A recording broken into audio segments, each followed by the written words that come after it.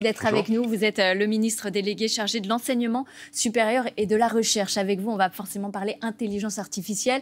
Un grand sommet s'ouvre demain à Paris autour du chef de l'État, Emmanuel Macron, qui s'est exprimé d'ailleurs dans la presse à ce sujet. Il veut créer une intelligence artificielle européenne. Il parle de souveraineté dans ce domaine. Mais sincèrement, est-ce que la France, est-ce que l'Europe même peut concurrencer la Chine et les États-Unis. Les États-Unis mettent 500 milliards de dollars sur la table. Oui, non mais absolument. Donc la réponse est très très claire. Oui, bien sûr, et oui, on doit avoir toute notre place. L'IA, c'est un enjeu majeur pour la compétitivité de nos entreprises. C'est un enjeu majeur pour la souveraineté du pays, pour la souveraineté de l'Europe. On ne peut pas simplement se contenter de regarder l'IA se développer à côté. Mais on a les moyens. Bien sûr. Alors, est-ce qu'on doit copier? Est-ce qu'on doit faire un copier-coller des stratégies américaines ou chinoises? Non, je suis profondément convaincu qu'on doit faire des choses différemment. Et ça fonctionne. On a aujourd'hui des atouts qui sont incroyables. On a des cerveaux, on a des chercheurs, on a des étudiants qui sont très très bien formés et que le monde entier s'arrache. Et on a ça, on a des données qui sont aussi très bien organisées en France et disponibles pour entraîner ces intelligences artificielles. Donc, et puis on a des entreprises qui se développent. Aujourd'hui, tout le monde parle de Mistral, mais il y en a d'autres aussi. On a tous les atouts qui sont là aujourd'hui.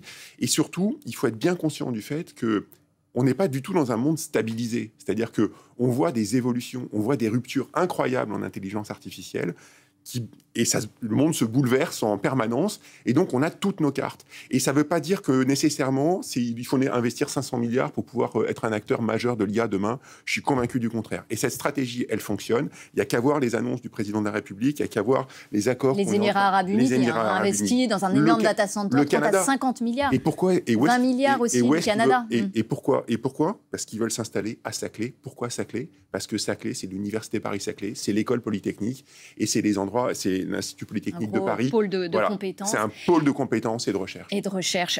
Vous en parlez comme si c'était une très bonne nouvelle pour la France. C'est une excellente nouvelle. Mais il y a beaucoup de gens qui s'inquiètent, beaucoup de Français, beaucoup de métiers qui sont menacés aujourd'hui, et notamment les artistes. Il y a eu 34 000 artistes qui ont signé une tribune, toutes les personnes qui font du doublage, les radiologues. Il y a beaucoup de métiers qui pourraient même disparaître. Qu'est-ce que vous dites à ces gens-là? L'IA, c'est un bouleversement majeur, mais c'est aussi on n'en voit que le début aujourd'hui, mais c'est aussi un monde d'opportunités. Moi, je pense qu'il faut qu'on se saisisse de ces opportunités et qu'on respecte nos valeurs. C'est aussi la force de l'Europe, c'est la force de la France. On a des valeurs autour de notre modèle, autour de la création artistique, autour de la liberté des arts. C'est quoi? C'est une forme de destruction créatrice à la Schumpeter? Alors, en tout cas, effectivement, il y a des évolutions qui sont majeures, des métiers, mais il faut qu'on s'en saisisse. Il ne faut pas les subir, il faut s'en saisir, parce que c'est aussi des métiers qui sont en train de se transformer et des emplois qui arrivent.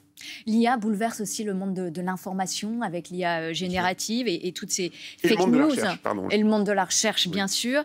Est-ce que certains pays, on a vu, ont interdit DeepSeek, par exemple. Certains pays ont interdit TikTok. Est-ce que vous pensez que la France devrait faire de même ? Moi, je pense que c'est important d'avoir un cadre qui permet de réguler. Ça, c'est important. L'Europe n'est jamais en retard sur ce sujet-là. On régule déjà beaucoup. Là, c'est moins la régulation éventuellement de l'espionnage chinois. Bien sûr. Non, mais ça, j'entends bien. Alors, évidemment, il faut être extrêmement vigilant sur ces questions-là. Mais je pense qu'il faut aussi avoir un cadre de liberté pour qu'on ait des entreprises qui se développent, pour qu'on ait des entreprises qui coopèrent et puis qui construisent des grands champions internationaux. C'est ça dont on a besoin en France, c'est ça dont on a besoin en Europe. Et dans le domaine de la recherche, ça pourrait donner à quoi, l'IA ? Ça change le monde, et ça change le monde aujourd'hui. Concrètement, ça change le monde comment ? Eh bien, vous développez un médicament. Aujourd'hui, les premières phases de développement du médicament, elles se font in silico. In silico, ça veut dire quoi ? Ça veut dire que ce sont des moteurs d'informatique, d'intelligence artificielle, qui conçoivent les premières molécules, les premières phases d'essai, et puis après seulement, dans un deuxième temps, on va aller sur des modèles qui sont des modèles in vitro, puis après animaux, puis après patients, et on gagne des temps considérables. On explore des molécules, qu'on n'imaginait même pas avant. Et ce que j'ai donné comme exemple sur le développement d'une molécule, c'est vrai aussi sur plein d'autres secteurs. C'est en recherche sur les matériaux, voilà, tous les domaines sont touchés aujourd'hui. C'est une révolution. Abemous, budget, puisque le Premier ministre n'a pas été censuré, et vous n'avez pas été renversé. Vous êtes donc toujours là. Votre budget, il augmente de 300 millions d'euros. À quoi vous allez consacrer cet argent ? 300 millions d'euros pour les universités, c'est fondamental parce que ça permet, il y en a certaines qui ont des difficultés budgétaires, donc ça c'est vraiment très très important parce que c'est une priorité de la nation, parce que c'est là qu'on forme Parce que les présidents d'université ont alerté justement sur un risque de cessation de paiement. Parce que, oui, alors il y a quelques universités qui peuvent être en difficulté, vous savez, c'est des situations qui sont très, très hétérogènes. Elles seront toutes sauvées, il n'y aura pas de problème. Bien entendu, toutes les universités vont continuer à fonctionner. L'État va aider. Bien sûr, il y a des formations qui continuent à ouvrir, on accueille les étudiants, etc. Mais l'important, c'est aussi d'utiliser et de mobiliser ces crédits pour rapprocher aussi les universités des territoires, pour amener les formations dans les territoires, pour que tous les étudiants partout en France aient leur chance. Ils aient toutes leurs chances. Et ça, c'est fondamental, c'est vraiment un axe fort sur lequel on veut avancer. Il faut qu'on travaille localement, université par université, avec les territoires, avec les régions, pour parler de professionnalisation, pour offrir des métiers, c'est-à-dire offrir non seulement des formations académiques, c'est fondamental, c'est-à-dire si vous voulez faire de l'astrophysique, il faut pouvoir faire un cursus d'astrophysique. Mais des débouchés professionnels. Mais aussi proposer des métiers concrets, parce que c'est aussi beaucoup ça que nos collègues aujourd'hui, enfin nos enfants aujourd'hui et les parents attendent. Alors il y a ces problèmes financiers, est-ce que pour cela, il faudrait augmenter les droits d'inscription à l'université ? Alors, la question d'augmenter les droits d'inscription à l'université, en particulier en licence et en master, qui sont les diplômes nationaux, etc., ça, aujourd'hui, je pense qu'elle se pose pas. C'est pas le sujet aujourd'hui. Ça mériterait probablement un débat beaucoup plus large, lors d'une campagne présidentielle, par exemple. Donc, pas d'augmentation. Pas d'augmentation aujourd'hui. Pour autant, il faut que les universités augmentent leurs ressources propres. Mais vous savez, elles ont fait énormément sur ce sujet-là. Elles sont allées chercher des ressources propres en travaillant avec des entreprises, en allant chercher des contrats, en faisant de l'apprentissage, en allant formation tout au long de la vie. Donc déjà, elles sont extrêmement dynamiques, mais il faut continuer, évidemment. Un point précis de ce budget qui fait l'économie de 15 millions d'euros sur les cancers pédiatriques, ce qui suscite évidemment énormément de critiques. Est-ce que vous allez rétablir ces moyens ? Non, mais d'abord, je pense qu'il faut revenir un cancer chez un enfant, une maladie chez un enfant. D'abord, c'est juste insupportable, c'est injuste. Il n'y a pas de bon chiffre pour savoir quel est le montant qu'on doit mettre. Il faut juste faire le maximum. Le budget a été baissé de 15 millions d'euros. Comment vous l'expliquez ? Non, mais enfin, il y aura bien 15 millions d'euros. L'État s'engage sur ces 15 millions d'euros additionnels. C'est extrêmement clair aujourd'hui. Il y aura non seulement pas de baisse de budget, mais même une augmentation du budget. Moi, je voudrais rappeler que, par exemple, le budget de l'INCa, il est passé d'une 40aine de millions d'euros à peut-être 70 en 2 ou 3 ans. Donc, il y a un vrai investissement aujourd'hui de l'État. L'État sera là pour accompagner les cancers pédiatriques avec ces 15 millions d'euros additionnels. Certes, il y a eu un amendement qui est passé en commission, en CMP, donc décision du Parlement de ne pas prendre l'amendement, mais l'État sera là et on ira. Ça va être et moi, je voudrais juste dire que, évidemment, il y a les chiffres, mais il y a aussi la réalité de la recherche, il y a la réalité du soin. C'est souvent une recherche qui est pluridisciplinaire, qui associe des gens qui viennent de disciplines extrêmement différentes pour travailler sur ces sujets fondamentaux, pour travailler sur le traitement des cancers, puis le cancer pédiatrique. Et donc, c'est pas simplement des chiffres qu'on met sur une maladie, c'est bien vraiment le soutien à la recherche en général qui est fondamental. Un mot de Parcoursup qui suscite toujours beaucoup de critiques. Aujourd'hui, ça reste assez opaque. On ne sait pas véritablement quels sont les critères pour lesquels un enfant est accepté dans une faculté ou dans une formation. Est-ce que vous allez mettre un petit peu plus de transparence dans ce système ? Il y a beaucoup de transparence aujourd'hui. Il y a des progrès qui sont faits chaque année. Et bien entendu, je pense qu'il faut en permanence se mobiliser pour essayer de faire des progrès additionnels.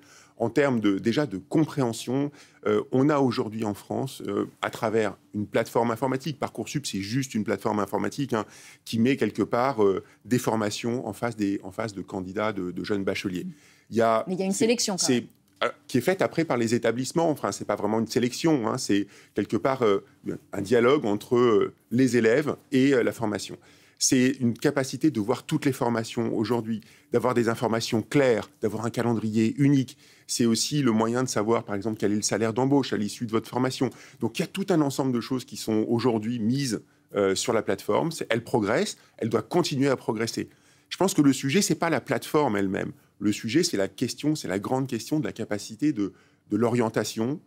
C'est un moment qui est un moment difficile parce que anxiogène aussi pour les enfants. Évidemment, et pour les parents. Et quelle que soit la plateforme. Je veux dire, si vous êtes parent, si vous discutez avec vos enfants qui sont en train de s'orienter, oui, c'est un moment. Ça veut dire quoi ? Orienter plutôt les jeunes ? Ça veut dire qu'il y a un service plus important à l'école, même ? Une discussion très tôt avec les jeunes, ça c'est fondamental. Ça doit être le cas au lycée, je pense, dès la seconde. Mais c'est aussi insister sur le fait qu'on a le droit à l'erreur. C'est-à-dire qu'on a le droit de changer. Et je veux dire que, et ça, pour le coup, c'est un vrai succès. C'est-à-dire qu'aujourd'hui, vous avez 200 000 jeunes qui décident à un moment donné de changer d'orientation et de revenir. Et bien ça, c'est possible aujourd'hui. Avec Parcoursup. Et il faut continuer à le faire. Dernière question, un professeur de la Sorbonne a été suspendu pour propos racistes, sexistes, pour avoir fait un salut nazi en cours. Est-ce que c'est un cas isolé ? Et deuxième question, est-ce que vous auriez interdit, vous, la conférence de Rima Hassan à Sciences Po ? Moi, je pense qu'il faut être très clair. On a un cadre qui est un cadre de très, très grande liberté au sein des universités. C'est le cadre républicain, grande liberté dans l'expression de ses opinions politiques, dans l'expression de ses opinions religieuses. Et c'est ça, la laïcité à l'université. C'est un cadre de liberté, un cadre de savoir. Et ça, j'en serai le premier défenseur. Mais évidemment, à côté de ça, il y a aussi le respect, évidemment, de ce cadre et le respect du pacte républicain, le respect des lois. Et là aussi, je pense qu'il faut être extrêmement strict et extrêmement vigilant. Et donc, en particulier, moi, je vous le dis très, très clairement, s'il y a des dérapages, en particulier des dérapages qui sont des dérapages antisémites, ce qui est un vrai sujet aujourd'hui, eh bien, je serai là, et je serai là avec l'ensemble de l'État pour être vigilant et pour les sanctionner. Pour sanctionner. Et vous auriez interdit la conférence de Rima Hassan au moment où on est en plein conflit israélo-palestinien ? C'est pas à moi, c'est la responsabilité des présidents d'université de se saisir de Sciences Po l'a interdit, mais la justice a cassé cette question-là. J'ai bien entendu, et évidemment, je pense qu'il faut être respectueux des décisions de justice. Mais encore une fois, le fait qu'il y ait un débat politique, c'est un débat, c'est normal, c'est sain.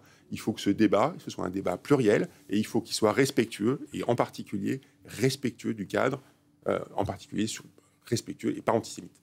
Merci Philippe.